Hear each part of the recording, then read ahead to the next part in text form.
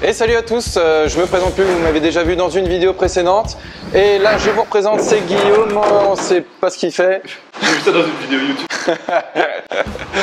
Bon, aujourd'hui on va revenir sur des crevettes qu'on a déjà présentées auparavant. Mais il y a eu beaucoup de réactions sur les réseaux sociaux, sur YouTube, sur Facebook, Instagram, etc. Donc on va vous les représenter, on va vous expliquer 2-3 trucs dessus. Voilà, je vous invite à me suivre avec Guillaume. Alors, comme vous le voyez ici, bon, vous voyez qu'on est très proches. Ouais, mais... pour des raisons techniques, nous sommes vachement proches tous les deux. Ouais, par contre, écarte-toi quand même un petit peu. Pas. Alors, du coup, attendez, c'est quoi cette musique de merde là? Attends, tu peux changer? Alors attends, vas-y. Non, toujours pas. Ouais, vas-y, ça c'est mieux. Bon, on va partir là-dessus. Non, vous mettez l'autre, parce que je préfère l'autre. Alors, ici, du coup, vous avez les Redfire. Alors, la question qui nous a été posée, c'était un peu de savoir quelle était la différence entre la Redfire et la Red Cherry. Alors, c'est en effet une très bonne question. Alors, la Redfire, alors, faut savoir que entre la Redfire et la Red Cherry, on est sur la même souche, mais c'est à des grades différents. La Redfire est un meilleur grade par rapport à la Red Cherry. Alors, ici, ce que vous pouvez voir ici dans ce bac-là, elle est plus foncée et la couleur est plus accentuée. Donc vous pouvez voir ici les Redfire avec une belle couleur rouge. On va passer juste après, on va vous montrer les Red Cherry. Donc la Red Cherry est plus claire, elle a plus un aspect tigré entre guillemets, même si ça n'a rien à voir avec les Tiger, on est bien d'accord.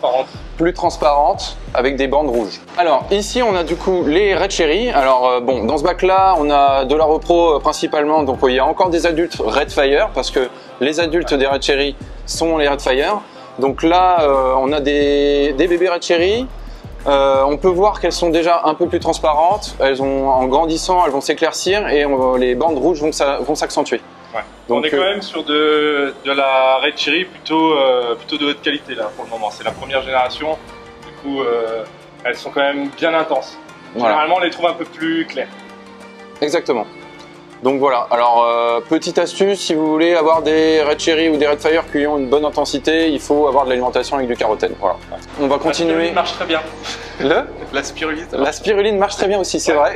Pour la reproduction, c'est un très bon aliment pour la reproduction et également pour vous. Vous pouvez aussi prendre de la spiruline, c'est très bon pour la santé.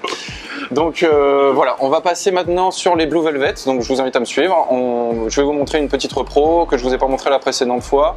Elle est super et j'en suis très fier. Allez, alors du coup là on est au niveau des Blue Dream Velvet. Donc là je vais vous présenter. Est-ce que tu es fier? Ouais, je suis hyper fier, ouais, carrément. Je suis hyper fier parce que, et je vais vous dire pourquoi, parce que là on a des adultes qui viennent de donner de la reproduction. Donc on a les bébés qui sont juste là et au-dessus. Attends. Il y a Maxime là qui dit comment on fait pour faire reproduire des Blue Velvet? Alors oui, c'est une excellente question. En fait, c'est assez simple. En fait, il suffit de faire régulièrement des bons changements d'eau, d'avoir une eau de très bonne qualité. Avec le temps, les crevettes vont muer, les femelles vont muer, et là, ça va attirer les mâles. Il va y avoir une reproduction. Les femelles vont devenir grainées, et là, c'est à ce moment-là peut-être qu'il faut faire le tri. On va les séparer exactement. C'est-à-dire de ne pas laisser les femelles grainées avec les autres, pour éviter qu'une fois que les œufs ont éclos, les bébés ne puissent plus se nourrir en fait à cause des adultes. Donc on a séparé, c'est ce qu'on a fait ici, dans le bac juste au-dessus. Vous avez là, du coup, une propre... Oh là là. Tu vas couper de toute manière, donc je recommence. Pas sûr, ok. Super, merci beaucoup. Du coup, vous avez juste là une repro qui date un peu. Donc, c'est des femelles qui ont été séparées et qui ont pondu ici. Je me demande si t'es pas le sosie de Bradley Cooper. Alors, non, je suis pas le sosie de Bradley Cooper. Non, pas du tout. Moi, c'est la crevette, c'est ma passion. Voilà. Donc là, une petite repro qui date un peu, mais voilà, tout se passe très bien. Les bébés sont déjà d'une belle couleur, ils vont grandir et voilà, ça va donner des super belles crevettes. Donc maintenant, on va passer à la crevette suivante. Les Japonica. Les Japonica, c'est sa spécialité, c'est lui qui va vous les présenter. Ouais, donc voilà, je vous invite cette fois-ci à le suivre et c'est moi qui vais le suivre. Voilà, on y va. Donc voilà, moi je vais vous emmener avec moi, on va voir les Japonica. Et bouge pas, je vais te montrer un truc parce que j'ai pas envie de bouger. Effets spéciaux. Ah ouais, c'est trop bien. Ouais, je fais aussi des tours de magie le week-end. Peut-être te piquer. Donc voilà, ici ce sont les Caridina Japonica. Donc ce sont des crevettes d'Asie, je pense que tout le monde connaît à peu près ce que c'est. Alors la particularité, c'est que voilà, pour la reproduction, on a un petit peu on n'y arrive pas parce que c'est un cycle larvaire compliqué. Au contraire des Neocaridina, elles font pas des œufs qui éclosent directement en crevettes, elles font des larves, elles font des zoées, et, enfin d'abord des cystes, après des zoées et compagnie, etc. Alors ça c'est naze, il faudrait que je le dise. Ah, Donc voilà, c'est des crevettes un peu particulières parce que pour la reproduction, elles ont besoin d'un cycle larvaire. Et il faut faire 1 litre d'eau salée pour 2 litres d'eau douce. Là, on voit que le niveau d'eau est un peu bas sur ce bac-là. Donc c'est des bacs de 150 litres. C'est bas parce que ce sont des petites crevettes qui ont tendance à s'échapper, elles s'évadent, ce sont vraiment les reines de l'évasion.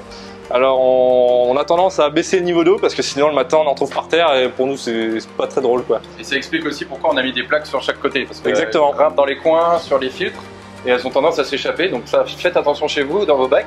Je vous conseille de bien les couvrir. Bien sécuriser. Donc voilà, ces crevettes là elles sont vraiment idéales pour vos bacs parce qu'elles vont se charger de manger toutes les algues filamenteuses qui envahissent vos bacs très rapidement. Et en plus elles adorent ça et puis c'est rigolo de les voir. D'ailleurs le bac est impeccable. Ouais, exactement. Voilà, sur ce, tout ce qu'on vous a présenté est disponible sur notre site.